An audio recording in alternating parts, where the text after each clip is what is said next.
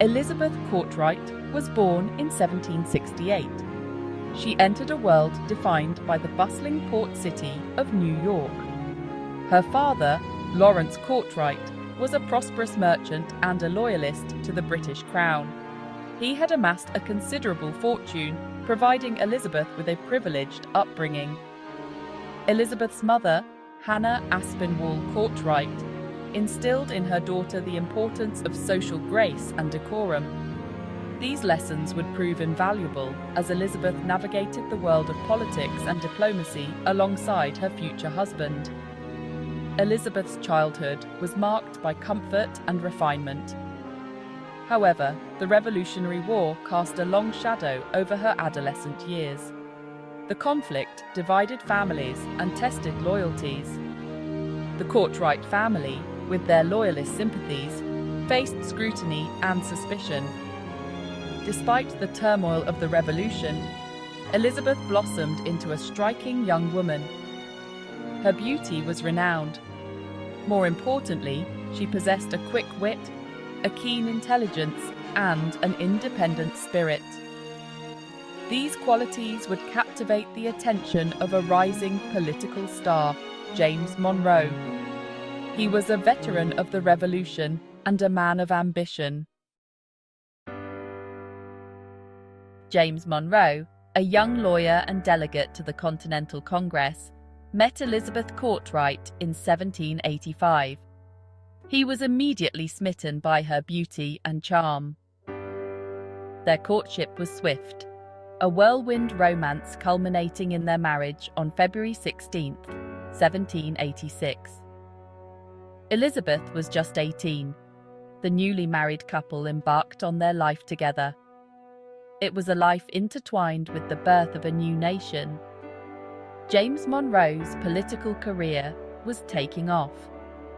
Elizabeth, with her innate grace and social acumen, proved to be an invaluable asset to her husband's ambitions.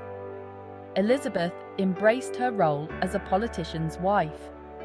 She hosted gatherings. These events brought together influential figures in elegant settings. She skillfully navigated the world of political maneuvering. Elizabeth became known for her discretion and her ability to charm even the most ardent political rivals. However, life was not always easy for the young couple. They faced financial struggles. The demands of James's political career often took him away from home. Elizabeth, however, remained a steadfast source of support for her husband.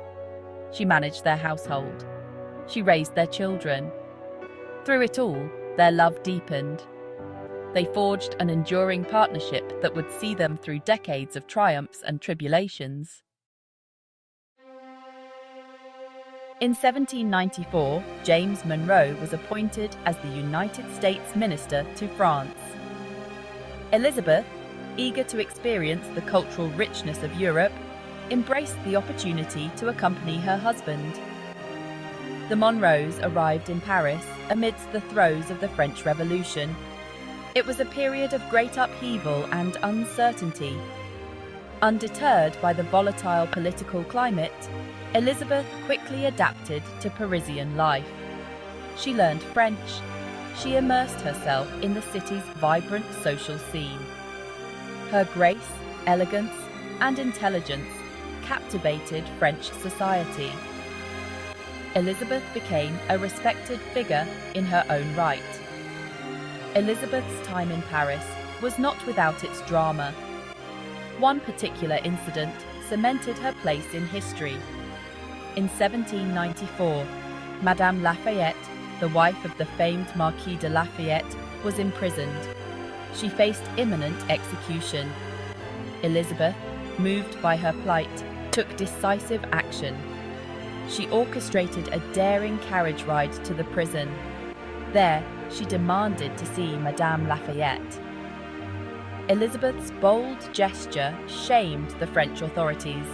It ultimately led to Madame Lafayette's release. This act of courage and compassion earned Elizabeth the admiration of both the French and American people. It cemented her reputation as a woman of principle and action. Upon their return to the United States in 1799, James Monroe was elected governor of Virginia. Elizabeth, once again, embraced her role as the wife of a prominent politician. She presided over the governor's mansion in Richmond. It was a period marked by both political triumphs and personal trials.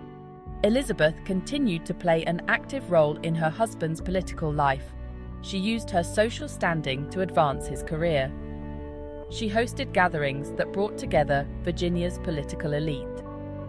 Her sharp wit and political acumen made her a force to be reckoned with in Virginia society. Tragically, Elizabeth's health began to deteriorate during these years. She suffered from a series of debilitating seizures. These episodes left her weak and often confined to her bed. Despite these challenges, Elizabeth remained a pillar of strength for her family. She continued to support her husband's political aspirations. Throughout their time in Virginia, the Monroes remained a united front. They faced the challenges of public life and personal hardship together.